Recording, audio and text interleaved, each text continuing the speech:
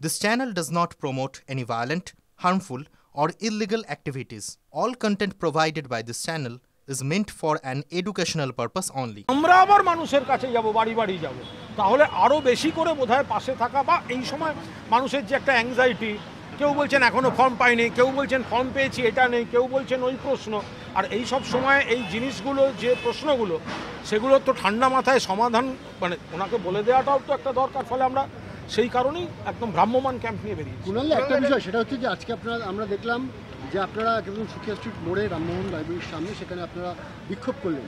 নরেন্দ্র মোদী আজকে বন্দে মাতরমের ৭ শতবর্ষ এবং সেখানে তিনি বিরাট উদযাপন করছে গোটা দেশ জুড়ে বিজেপি, অথচ তাদেরই এক সাংসদ এখন পুরুচিকর মন্তব্য বলছে যে নরেন্দ্র মোদী এবং তার বাহিনীর কোনো অধিকারই নেই বন্দে মাতরম পালন করার।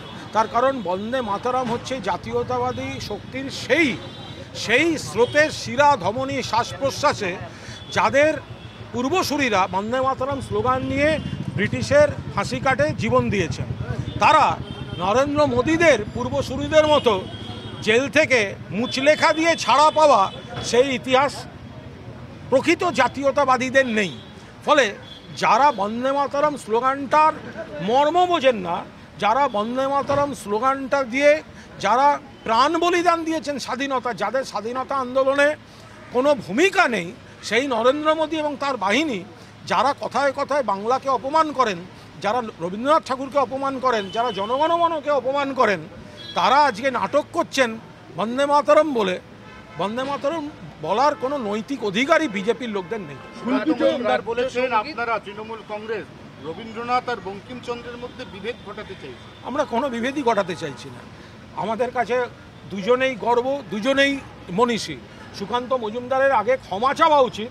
ওনাদের ওই কাগেরি বলে যে এমপি, সে জনগণমনকে অপমান করছে, সে রবীন্দ্রনাথ ঠাকুরকে অপমান করছে। রবীন্দ্রনাথ ঠাকুর শুধু জনগণ লেখেননি, নেতাজি সুভাষচন্দ্র বসু বলেছিলেন জনগণকে জাতীয় সঙ্গীতের মর্যাদা দেওয়া হোক।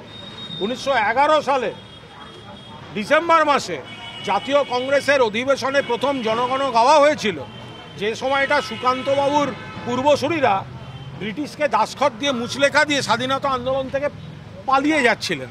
তো সুতরাং তাদের মুখে বড় বড় কথা আমরা শুনবো না। রাজ্য সঙ্গীত গাইতে হবে বিভিন্ন স্কুলে বলা হয়েছে এবং এই পরিপ্রেক্ষিতে শুভেন্দু অধিকারী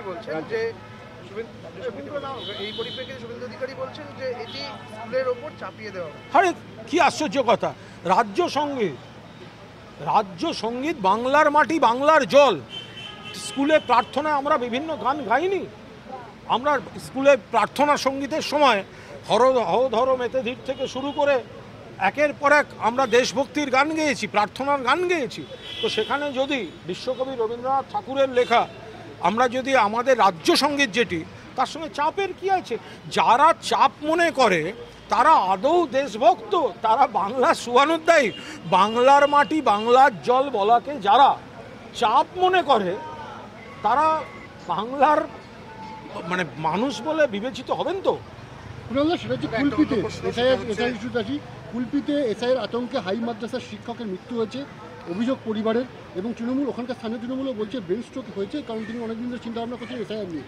আমরা তো বলছি নোংরা রাজনীতি না। আমরা দেখুন, এক গড়ে দৈনিক বাংলায় কত মানুষ মারা যান, বিপুল মানুষ মারা যান।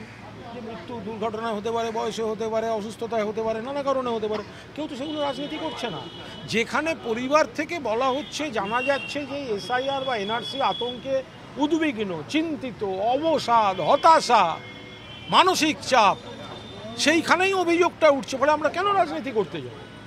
এবং এক্ষুনি জানতে পারছি যে কুলপির পাশাপাশি বীরভূমে সেখানেও এসআইয়ের আতঙ্কে একজনের মৃত্যু হয়েছে, সাঁইথিয়া পুরসভার 14 নম্বর ওয়ার্ডের বাসিন্দা বিমান। আমরা তো বারবার বলছি, জাতীয় নির্বাচন কমিশন হঠকারী সিদ্ধান্ত নিয়ে তাড়াহুড়ো করে এই এসআইআর চাপিয়ে দিতে গিয়ে জাতীয় নির্বাচন কমিশন যমরাজের দপ্তরে পরিণত হয়েছে। তার কারণ হচ্ছে যে যেটা 2002 সালে 2-2.5 বছর ধরে হয়েছে, ভোটের পর হয়েছে, সেটাই 2-3 মাস সময় চাপিয়ে দেওয়া হচ্ছে। তার কোনো পরিকাঠামো প্রপার নেই। সবাইকে বিএলও ফর্ম দিতে পারছেন না, ঠিক ভাষার ফর্ম ঠিক লোকের হাতে পৌঁছচ্ছে না। যে তড়িঘড়ি করে রাজনৈতিক উদ্দেশ্যে ব্যবহার হচ্ছে, মানুষকে বলা হচ্ছে এতজনকে বাদ দেবো, বাংলাদেশে পাঠিয়ে দেবো, এই করে দেবো, ওই করে দেবো।